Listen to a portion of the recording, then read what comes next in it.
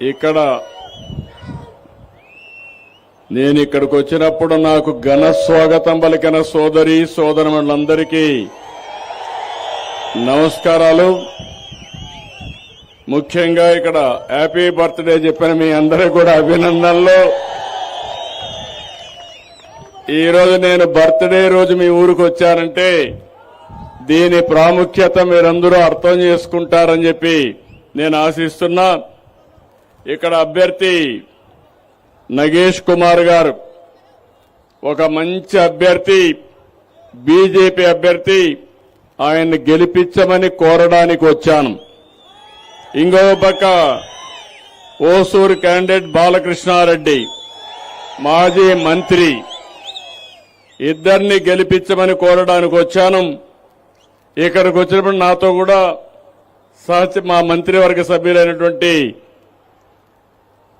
K Rammohan Naidu గారు, civil aviation మంత్రి గారు,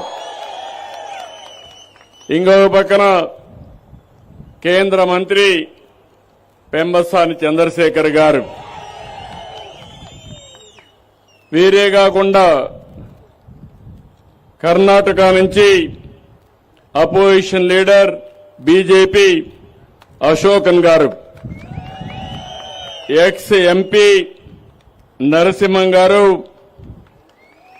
ఎక్స్ ఎంపీ రామలింగం గారు, జిల్లా పార్టీ అధ్యక్షుడు బీజేపీ నారాయణ గారు, అమర ప్రశాంత్ రెడ్డి గారు,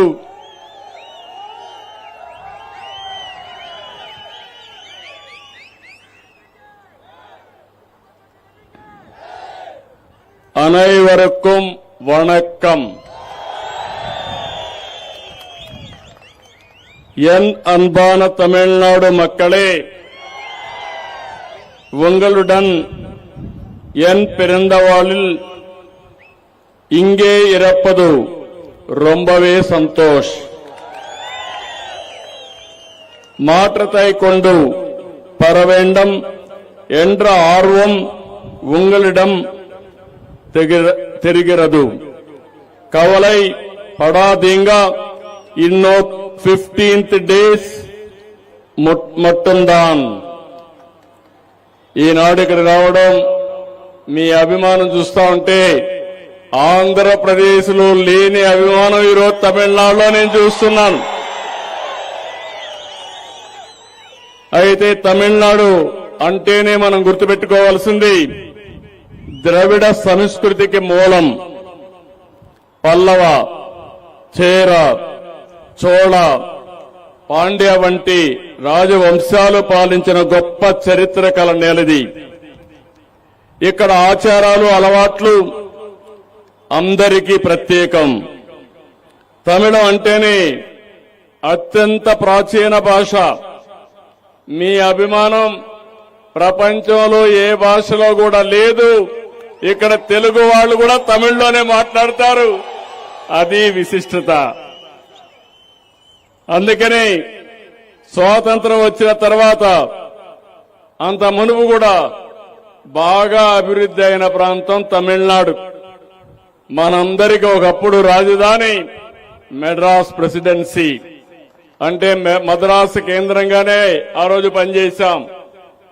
ఆ తర్వాత పొట్టి శ్రీరాములు గారి ఉద్యమంతో భాషా ప్రయుక్త రాష్ట్రాలు ప్రారంభమయ్యి ఆంధ్రప్రదేశ్ వచ్చింది, కర్ణాటక వచ్చింది, కేరళ వచ్చింది, గుజరాత్ ఇలాంటి రాష్ట్రాలు వచ్చాయి.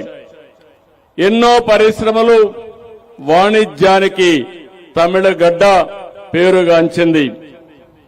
తమిళ ప్రజలంటే క్రమశిక్షణ, పట్టుదల, కష్టపడే మనస్తత్వం, తెలివితేటలు. ఇదే తమిళ సోదరుల సక్సెస్ సీక్రెట్. ఏ రంగంలో అయినా రాణించే శక్తి తమిళులకుంది. ఇది మనస్ఫూర్తిగా అభినందనలు, ధన్యవాదాలు. అనేక నాగరికతలు తమిళనాడు ఒకటి. అత్యంత ప్రాచీన నాగరికత. ఎన్నో సాంస్కృతిక దాడులు జరిగిన యుద్ధాలను తట్టుకుని నిలిచింది. ఎంతో మంది పుణ్యాత్ములు, ప్రముఖులు ఈ తమిళనాడులో జన్మించారు. కన్నగి, తిరువళ్ళవార్, కంబన్ సుబ్రహ్మణ్య భారతి, సివి రామన్, సర్వేపల్లి రాధాకృష్ణన్, శ్రీనివాస రామానుజన్, అబ్దుల్ కలాం. నేనే ఆయన ఆ రోజు దేశ అధ్యక్షులుగా ఎంపిక అవ్వడంలో నేను కూడా కృషి చేశాను. అదే మాదిరిగా స్వామినాథన్, ఇలాంటి మహానుభావులు ఇక్కడి నుంచే వచ్చారు. ఇక్కడుండే ప్రాచీన ఆలయాలు ఎక్కడా లేవు, సాంస్కృతిక ప్రదేశాలు ఎక్కడా లేవు, పర్యాటక కేంద్రాలు కూడా ఇక్కడే ఎక్కువ ఉన్నాయి. తంజావూర్, తిరుచిరాపల్లి, చిదంబరం, మదురై, కంచి, రామేశ్వరం, ఇక్కడికి రాని భక్తులు ఎక్కడా దేశంలో లేరు. ఎక్కడన్నా దేవాలయాలు సందర్శించాలంటే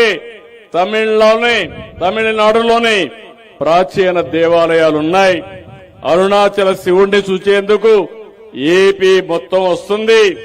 అదే సమయంలో తిరుపతి దగ్గరికి మొత్తం తమిళనాడు నుంచి పెద్ద ఎత్తున వెంకటేశ్వర స్వామికి మీరందరూ కూడా వచ్చే పరిస్థితికి వచ్చారు.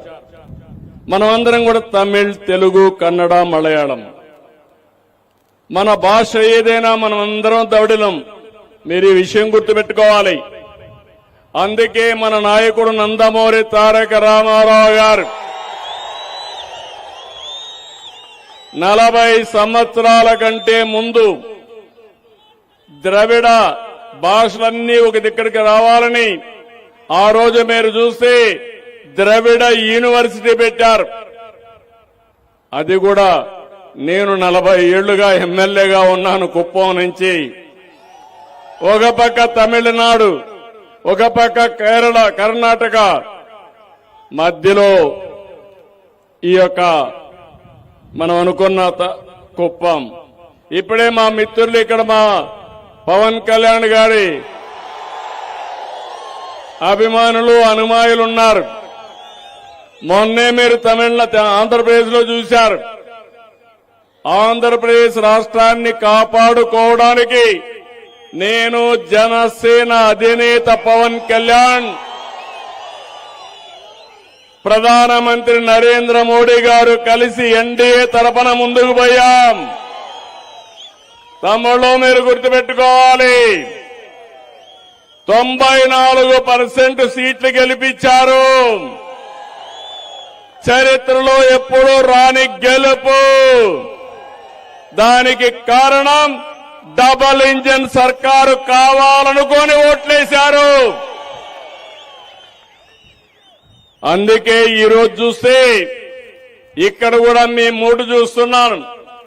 నేను తమిళనాడుకు వస్తే నేను కుప్పంలోనో లేకుంటే విజయవాడలో ఉన్నానా అనే అనుమానం వచ్చే పరిస్థితి వచ్చింది. కానీ ఒక విషయం మీరు గుర్తుపెట్టుకోవాలి, ఎన్టీఆర్ సినిమా జీవితాన్ని